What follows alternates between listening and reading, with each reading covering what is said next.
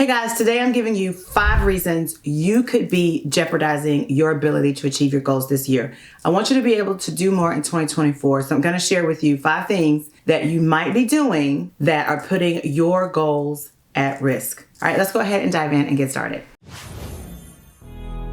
First thing that could be putting you at risk is that you don't know your own value. This is so important, and I think a lot of people are walking around thinking that they know who they are and what value they're bringing to the table, but they've actually left a lot of their value on the table because they don't know what their value is. And what happens when this is the case is you start to compare yourself to other people, thinking that you have to do something that's outside of your wheelhouse, and therefore you are trying to achieve goals that really don't need to be your goals in the first place. That comparing spirit is real, and it's caused so many people to get off track from what it is they really need to be focusing their attention on throughout the year. Or because they're comparing themselves to other people, they're like a squirrel and their attention span is horrible, and they end up going off on tangents and completely walking away from the original goals that they have for themselves because they think they have to do something someone else's way. Another thing in this category in terms of not knowing your value is the fact that you are so susceptible to imitating what you see other people doing. This is not going to get you the goals that you set for yourself. And when you don't know your own value, you don't know how high you can potentially go in your own strength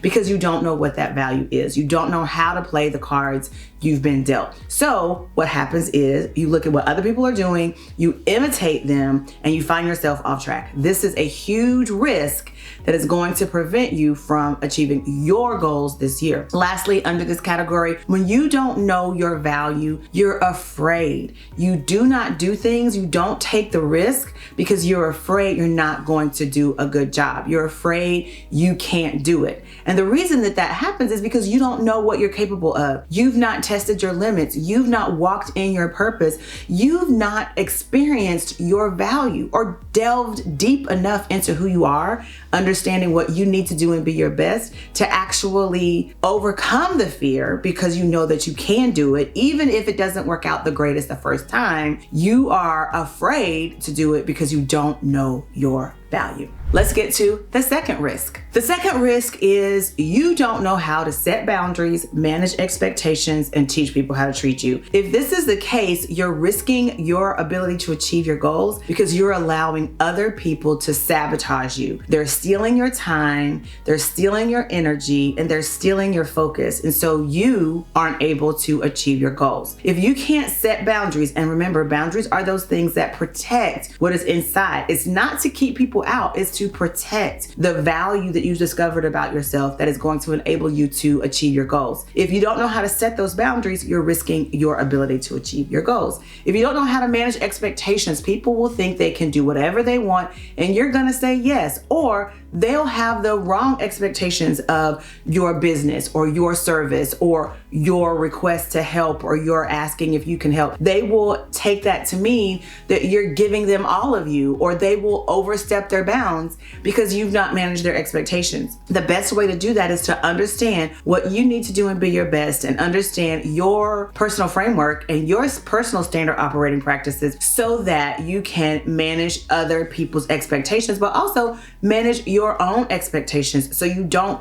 set the bar too high and put too much pressure on yourself to get something done this year that you shouldn't be trying to do. So when it comes to setting those boundaries, managing expectations, and teaching people how to treat you, one of the reasons that you can't do that is because you're a people pleaser. Maybe that is it. That is putting you at risk of not being able to achieve your goals this year. When you're a people pleaser, sometimes you have a horrible time telling people no, and that being a complete sentence. Be sure to work on that this year if you want to achieve your goals. Also, extending yourself or overextending yourself. This is a problem because you feel overwhelmed. You get stressed out. You develop tons of anxiety. This is what happens when you don't set the right boundaries or manage expectations expectations or teach people how to treat you. Don't allow these things to put your goals at risk in 2024. And then lastly, under this area of not setting boundaries and managing expectations is managing your own expectations. Increase your expectations. If your expectations for yourself are here, move them up here so that you can start to minimize that limiting belief. But it all goes back to you knowing your value, understanding your worth. Don't settle. Raise the bar for yourself and get rid of, or at least minimize, those limiting beliefs so that you can get your goals met this year. So when it comes to managing expectations, it's not just managing other people's expectations, it's also managing your own. Now, we're going to touch on this inside my Focus Vision workshop that is coming at the end of February. Please look in the description box below and go ahead and get registered.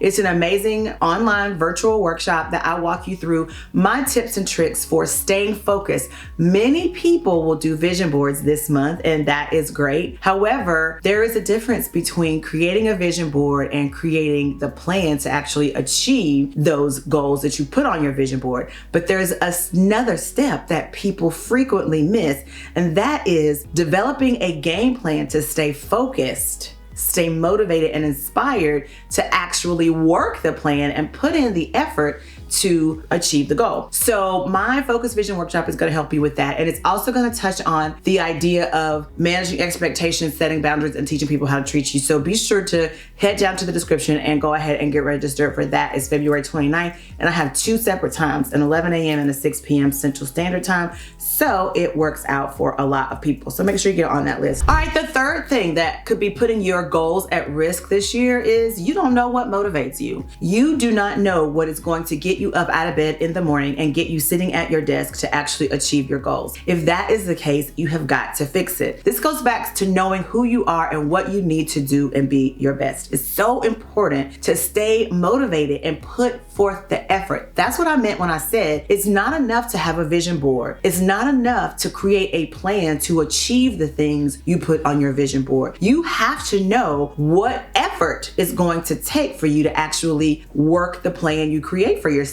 In addition to that, that means you need to stay motivated, and you have to understand what it is going to take for you to stay motivated so that you can get the work done. So you need to stop the procrastination. If you are a procrastinator, create a set of standard operating practices that ensures you can stay consistent and not be a procrastinator. If you tend to speak negatively to yourself, do something. Put a rubber band on your arm so that you can pop yourself every time you start to say negative things about yourself. Develop a routine that is going to help you stay motivated and stay inspired and stay positive so that you're saying nice things to yourself and you are constantly inspiring yourself or finding ways to stay inspired to continue the effort that it's going to take in order for you to work the plan to meet your goals. And then lastly, if you cannot stay motivated, imposter syndrome will set in sometimes, and you will start to look around and go back to that comparison thing that happens, and you will start to feel maybe that you aren't good enough and that you aren't where, you're kind of like out of your element. And that is sometimes a good thing